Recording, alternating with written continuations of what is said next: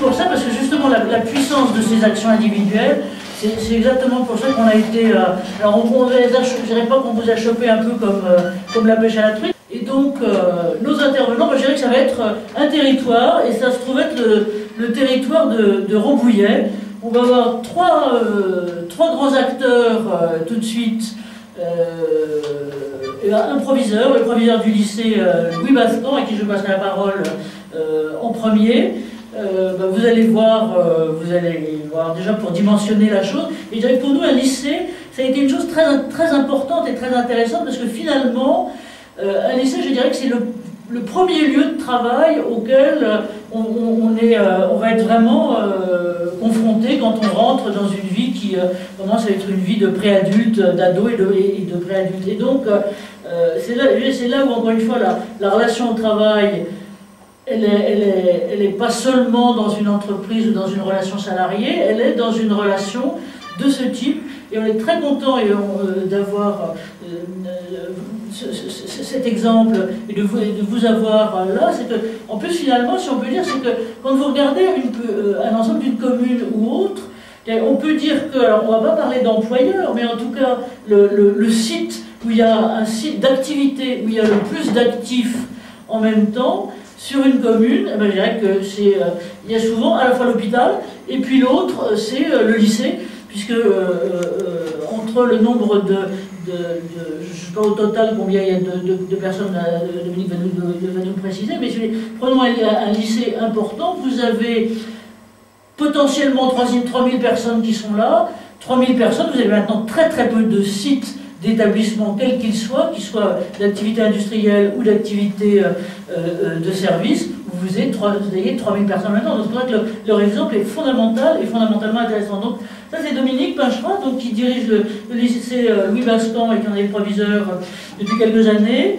Et puis le premier moteur, alors pardon parce que c'est vrai qu'il est plus sympa quand on lui passera la parole que sur la photo là, pardon Guillaume de dire ça, mais donc Guillaume Ricard est donc cardiologue et c'est un médecin de ville qui est à l'origine avec le docteur Sophie Carré-Crétois qui est à côté. Alors cette saison, elle, j'ai trouvé 2 photos d'elle, une c'était de dos, alors c'était très difficile à la reconnaître, et une comme ça, donc là on va la voir en vrai, tout à l'heure, qui est la présidente d'Aposart, et c'est là aussi un truc qui est très important, intéressant, parce que c'est un collectif de médecins et de médecins de ville. Et puis on aura tout à l'heure, qu'est-ce qu'il faut que je fasse? Dans le micro. Pardon? Parle dans le micro. Ah, celui-là? Non, celui-là. Parle là. D'accord. Et on aura tout à l'heure qui va nous rejoindre, Agnès Lebrun, Madame Lebrun est la vice-présidente et la porte-parole de l'AMF, qui est l'association des maires de France et des présidents d'intercommunalités en France. Elle est aussi vice-présidente ou membre titulaire du comité européen des régions. Et donc là aussi, je dirais que c'est important d'avoir cette vision qui est une vision globale région. Alors voilà, je vous présente le territoire de Rambouillet. J'ai mis une petite carte, une carte de Rambouillet. Alors bien sûr, le lycée, le logo du lycée en gros. Aposart qui est partout. Et puis nos intervenants et la trousse de l'écolier et la trousse de l'élève, puisqu'en gros, elle est là. Alors, Dominique, si vous voulez bien, je vais vous passer la parole. Je vais couper mon micro et on va faire les choses un peu open comme ça. Donc j'ai vos 2 logos, le lycée, et puis j'ai préparé pour vous, vous verrez quelques photos du lycée. Donc vous me direz quand vous aurez envie de les avoir. Monsieur Pinchera, c'est à vous, monsieur le proviseur. Vous m'entendez? Bonsoir à tous. Merci à vous Anne-Marie, merci au Cercle de nous accueillir. Voilà pour vous présenter une expérience de terrain qui en vaut certainement beaucoup d'autres, mais en tout cas heureux de vous présenter le travail qui a été mené depuis le mois de septembre ici sur ce territoire à Rambouillet.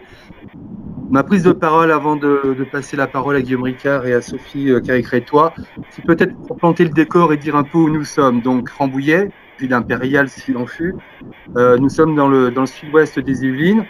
Alors vous mentionniez tout à l'heure, Anne-Marie, la question de la dimension. La Rambouillet, c'est 25 000 habitants, voilà, une moyenne, entre Versailles et Chartres. Et le lycée que je dirige, donc le lycée Louis Bascan, du nom d'un célèbre résistant qui est connu sur ce territoire, accueille ici même, sur ce lycée, 2500 habitants. voilà, ça donne un petit peu le ratio. Donc vous avez raison de dire que sur une commune comme Rambouillet, qui va un peu au-delà, hein, sur le sud Yvelines, on scolarise 10% de la population, pour le coup les plus jeunes. Donc ça donne voilà la dimension un petit peu de ce lycée dans l'espace et le territoire de Rambouillet. Donc effectivement, toucher les jeunes sur ce territoire, c'est important, notamment sur l'action qu'on va vous décrire, sachant que derrière les 2500 élèves, il y a potentiellement 2 parents. Donc derrière, ça fait beaucoup de monde. L'expérience qui a été menée ici avec les médecins de la Possard, c'était de sensibiliser les jeunes pour ensuite essayer de toucher et d'entrer dans les foyers aussi. Alors quand on reporte un peu le décor, on suit un peu tous l'actualité, hein, on parle d'une 3e vague qui serait peut-être une vague psychologique. Je voulais simplement introduire le débat en vous disant que c'est une période difficile pour la jeunesse. Elle est difficile pour tout le monde, c'est pas une nouveauté. Mais nos gamins, enfin voilà, je prends des termes un peu familiers, mais nos élèves vivent quelque chose d'assez difficile. Cette génération est pas mal impactée. Si on revient un petit peu dans le temps, le 17 mars, tout le monde est pris dans l'état de sidération parce que du coup, le confinement, avec une maladie qu'on ne comprend pas, le confinement a été quelque chose de violent pour tout le monde. L'école n'a pas échappé à ça. Il a fallu faire preuve, pour le coup, de résilience aussi en termes de pédagogie pour continuer à scolariser nos élèves et à ne pas les perdre. C'est évidemment un enjeu très fort derrière la scolarité en termes d'apprentissage, d'enseignement, mais aussi de lien social. Donc voilà, on a vécu aussi à l'école quelque chose de très difficile avec les 2 mois de confinement et puis une sortie de crise en mai dernier. Par-dessus, les vacances sont arrivées. On ne peut pas dire qu'on n'était pas prévenus, hein, donc comme toujours, on manque toujours un peu de temps pour réfléchir un peu à ce qu'il aurait été souhaitable de mettre en place pour affronter cette 2e vague qu'on sentait tous à peu près inévitable à la rentrée. Alors la rentrée s'est faite en mode habituel, hein, on a accueilli tous les élèves, alors pas tout à fait habituel, on était déjà dans le monde d'après, avec masque, avec gel, voilà ce nouveau format qui nous était imposé, mais on est tous rentrés au lycée, on a accueilli nos élèves, et évidemment on a mis vraiment l'accent sur la prévention. Enfin, la prévention, elle vaut ce qu'elle vaut quand on a des classes comme ici à Bascan à 36. Hein. C'était, voilà, je vous laisse imaginer, vous renvoyer à vos souvenirs de classe. Et concrètement, 36 élèves dans une classe, tout le monde est collé. Donc, difficile de faire de la distanciation physique, difficile de mettre un peu tous ces gestes en action. Mais pour autant, voilà, on avait quand même fait le travail nécessaire pour quand on accueille les classes en début d'année, ce 3-4 septembre 2020, pour vraiment, ça passe toujours, oui, je pense. On avait vraiment fait le travail nécessaire pour vraiment mettre en place tous les gestes barrières. Le mois de septembre se déroule.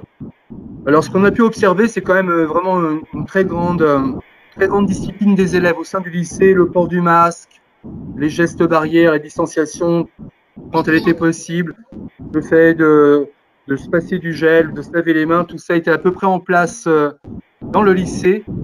Mais en sortant un petit peu, en les voyant à la sortie du lycée, sur le chemin de la gare pour rentrer chez eux, très vite, tous ces gestes tombaient. Évidemment, on enlève le masque. Voilà, c'est aussi la force de la jeunesse, cette forme d'insouciance. Ce qu'on a pu observer aussi, ce courant septembre, c'était un petit peu une perte, une déperdition de ces réflexes. Et puis, j'ai été contacté par Guillaume Ricard et Sophie Carré-Crétois. Alors j'ai envie de vous dire, c'est un peu ce que vous essayez peut-être de porter aussi, c'est d'abord une rencontre d'acteurs et d'humains derrière tout ça. Ils sont venus à ma rencontre en me disant, voilà, nous on est un peu préoccupés par ce qui se passe sur le territoire. On pense pouvoir vous proposer une action qui peut être bénéfique pour vos élèves. Et voilà, c'est ce qui a démarré ce projet de partenariat. Donc, ça a d'abord été la rencontre du proviseur et des 2 médecins qui vont intervenir ce soir. Mais derrière, plus largement, la rencontre aussi de toute une équipe et puis maintenant d'un lycée et des acteurs de terrain que sont les médecins de ce territoire que je remercie encore pour cette rencontre, en fait. Voilà, Guillaume, est-ce que j'ai bien introduit le débat? Je ne sais pas, Marie, si c'est comme ça que vous le souhaitiez. Mais merci, c'est parfait. Hein, on va le faire interactif un peu, Franquette. Oui. On a perdu d'image. Je vais lâcher le micro, je voudrais bien que vous le preniez. Et là, je crois que vous êtes devenu la plan 03.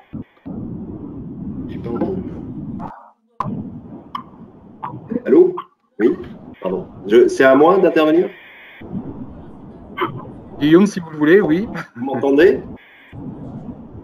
Oui, bon. Non, mais Voilà, si je peux me permettre, Guillaume, c'est comment vous êtes arrivé là-dedans et qu'est-ce qui vous a pris d'un seul coup, vous qui êtes, je ne vais pas dire un cardiologue tranquille, mais un cardiologue là, voilà, comment ça vous est venu cette idée-là? Alors, on montrait tout à l'heure, je ne sais pas si vous l'avez vu, mais quand on parlait de la Possart et de votre, je ne sais pas comment on dit, à Possart ou à Posart, de votre association, j'avais mis une petite photo de votre chère présidente, et nous la saluons très bas, qui faisait remettre l'été dernier une médaille par Monsieur Larcher et par Madame la maire de voilà.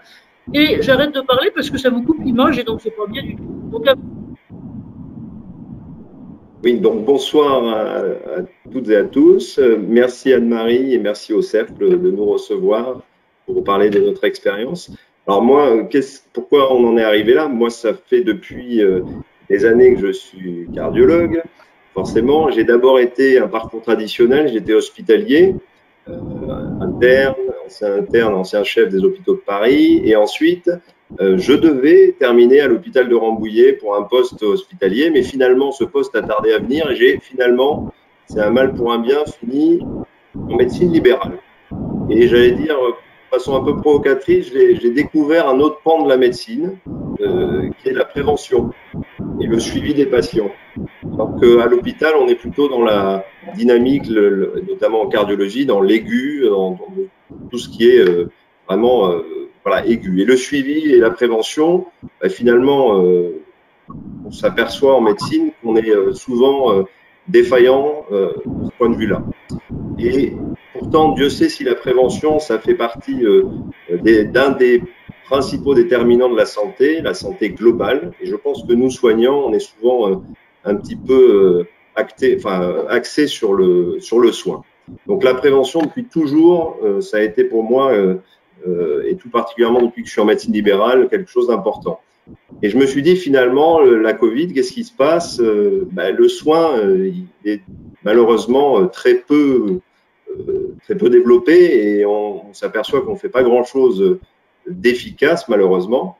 Et finalement, la seule chose qui soit encore utile aujourd'hui en tout cas, c'est la prévention et notamment les mesures barrières. Et là, j'ai des enfants en bas âge et c'est vrai, comme disait M. Pinchras, ce sont des enfants, enfin, ils souffrent. C'est des gens qui sont finalement en souffrance, qui sont des victimes et finalement qui étaient un peu mis de côté, plus stigmatisés qu'autre chose. Donc, je me suis dit que c'était l'occasion de les rendre acteurs d'un projet intéressant et de les rendre ambassadeurs finalement de cette prévention. Donc on leur a fait remplir un questionnaire, je ne sais pas si vous êtes au courant du projet, mais on a fait remplir un questionnaire à ces élèves afin de savoir quelles étaient leurs connaissances de la pathologie et on leur a proposé de nous poser des questions. Donc c'était un questionnaire assez simple, de 18 questions, enfin assez simple, assez voilà, qui parlait un peu de tout et on voulait savoir ce qu'ils savaient déjà et quelles étaient leurs attentes. Donc ils ont répondu et ça a été vraiment excessivement bien fait grâce justement à M. Pinchras et à l'ensemble des professeurs, notamment de SVT, qui ont coordonné tout cela lors d'une heure de cours. Les élèves ont répondu, on a eu 3000 réponses, on a eu 400 questions posées et derrière on s'est dit on va continuer bien évidemment le projet en leur restituant leurs réponses, en leur expliquant ce qu'il était attendu d'avoir, enfin ce qu'on attendait d'eux et quelles étaient les réponses qu'on souhaitait, entre guillemets, avoir. Et ça, c'est les professeurs qui l'ont fait et qui l'ont terminé il y a peu de temps.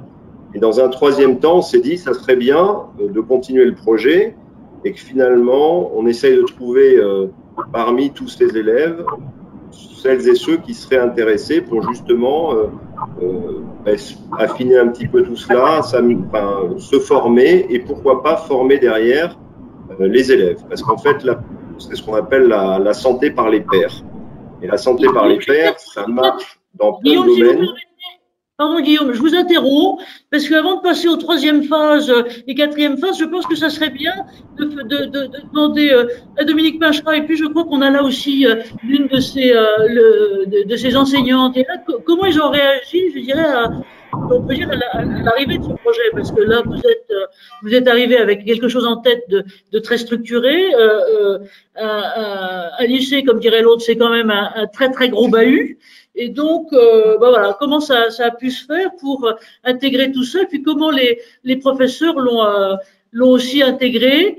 Et puis on vous repasse la parole après. Donc, Dominique, si vous pouvez reprendre vous la parole, et puis Madame Bouloc est pas loin non plus, pour dire voilà, Oui. comment c'est arrivé là-dedans, comment ça a pu s'intégrer, se caler, je dirais, dans un programme, un fonctionnement, je dirais, finalement classique, Lycée, oui. qui est à la fois un fonctionnement classique et qui est un fonctionnement de crise. Donc on voit bien votre conviction et votre énergie à vous, Guillaume, mais voilà, de l'autre côté, il y a 2500 élèves, N profs. Comment ça s'est passé, Dominique?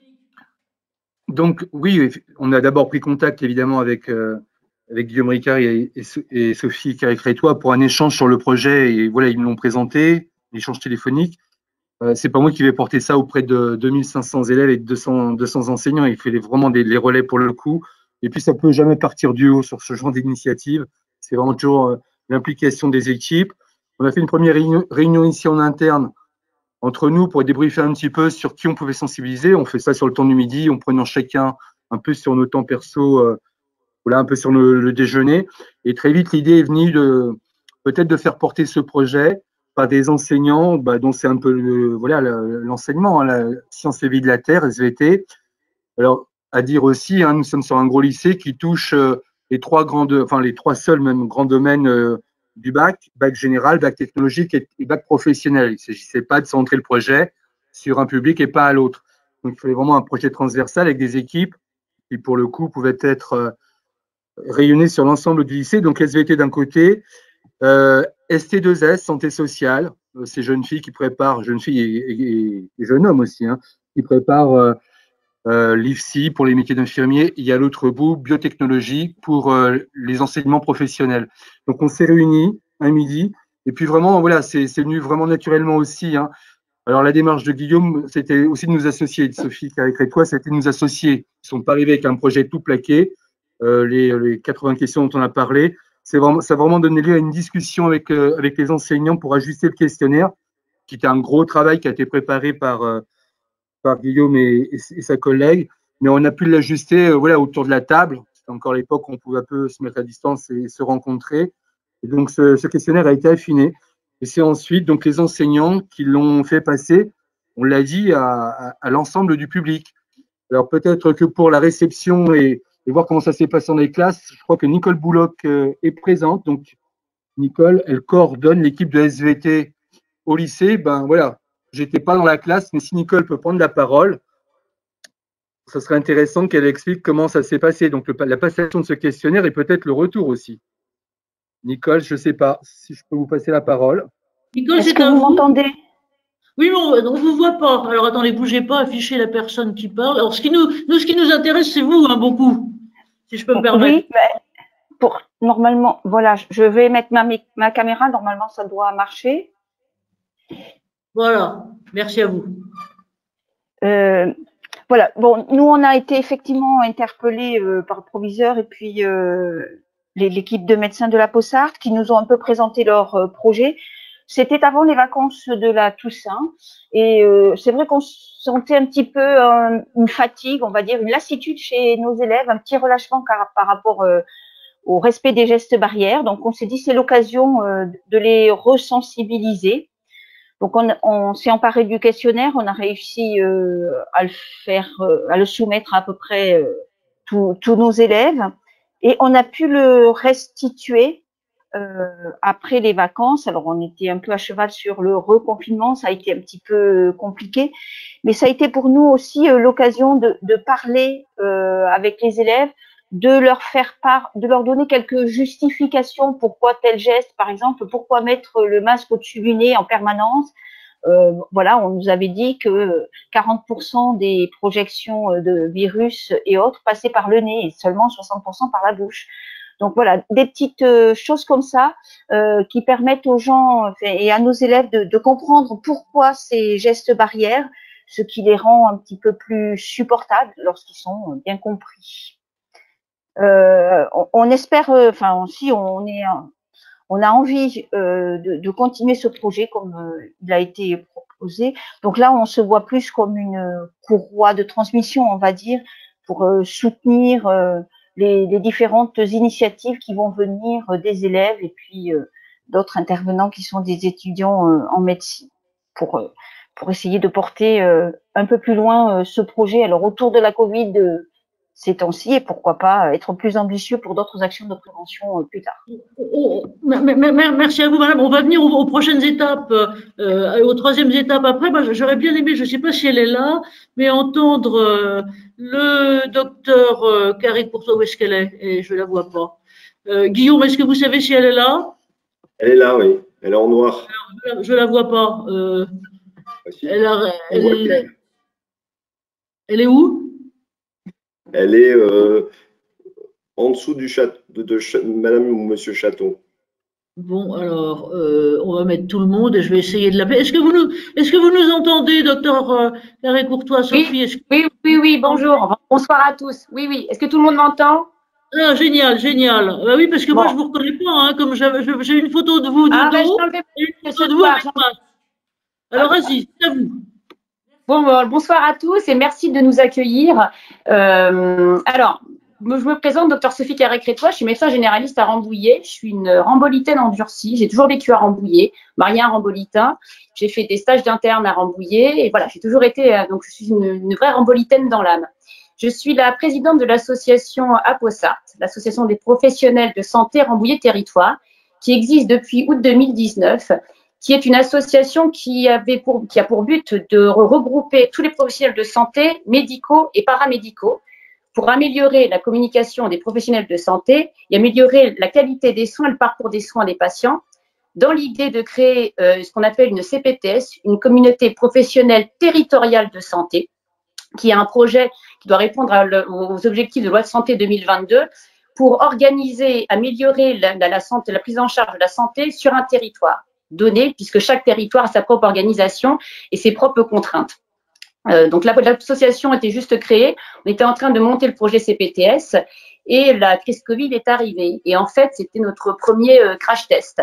Donc le travail a été surtout, bien sûr, notre travail de professionnel de santé était concentré sur la mise en place d'une consultation, comme beaucoup de centres, vous avez vu, consultation et dépistage pour la prise en charge des patients atteints du Covid, dans l'idée de protéger les patients et de protéger les soignants, avec un gros travail d'équipe, nous étions tous recensés avant, et un fort travail, le lien avec l'hôpital de Rambouillet, et aussi les élus.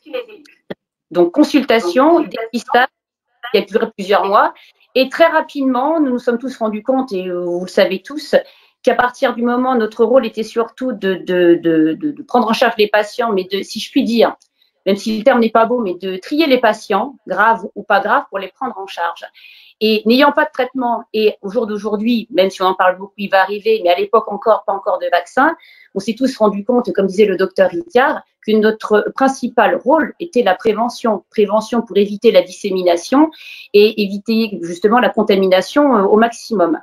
Nous sommes de plus en plus concentrés sur… Je vous interromps là-dessus. Oui. Comment tu construis la coopération avec Guillaume Ricard et comment vous avez pris le fait d'aller d'aller porter la bonne parole et plus que ça, d'aller pousser, motiver, organiser des choses juste quelques minutes pour qu'on puisse organiser un petit peu le débat après. Bien sûr. Docteur Ricard est un ami, nous nous connaissons depuis longtemps, nous travaillons beaucoup ensemble depuis des années et Guillaume est particulièrement investi dans la prévention. Et il est vrai, nous nous sommes rendus compte, alors ça fait partie de notre métier, bien évidemment, ma prévention c'est le quotidien, mais notre part de prévention au niveau médical est bien sous-estimée, bien sous-utilisée. Et ayant l'habitude de travailler ensemble, étant dans le même état d'esprit, de pouvoir se rendre utile dans la prise en charge, d'améliorer, comment dirais-je, au mieux le respect des gestes barrières dans le secteur, on a réfléchi ensemble à comment communiquer le plus simple et le meilleur vecteur, ce sont nos jeunes. Pour un autre aspect aussi, c'est-à-dire que on voit bien que la deuxième vague Covid, les dégâts psychologiques du confinement, les dégâts psychologiques, les difficultés de pouvoir se rendre sur un établissement scolaire, les difficultés de prise en charge de la scolarité auront des conséquences bien plus lourdes. tout aussi lourde et importante que l'épidémie en tant que telle. Donc, c'est le seul moyen d'intervenir là-dessus, c'est de faire de la prévention. Voilà. Donc, il fallait justement, on a l'habitude de travailler ensemble, c'est fluide. Ce qui correspond, et là, je rejoins le discours que vous avez donné tout à l'heure, à mon avis, sur des situations comme ça, c'est la politique de territoire. Les gens se connaissent, ils connaissent leur secteur, ils se connaissent entre eux. Ce sont les médecins, ce sont les établissements scolaires, ce sont les élus, on travaille avec l'hôpital. On ne peut avancer que quand il y a une minimum de connaissances sur le territoire, une très bonne communication entre les différents acteurs. Et c'est de là que peut partir un projet qui est pérenne et efficace. On en discutait une fois avec M. Pinchera, il me dira si merci, docteur Carré. Là, je crois qu'on va un petit peu équilibrer les temps de parole, si vous voulez bien.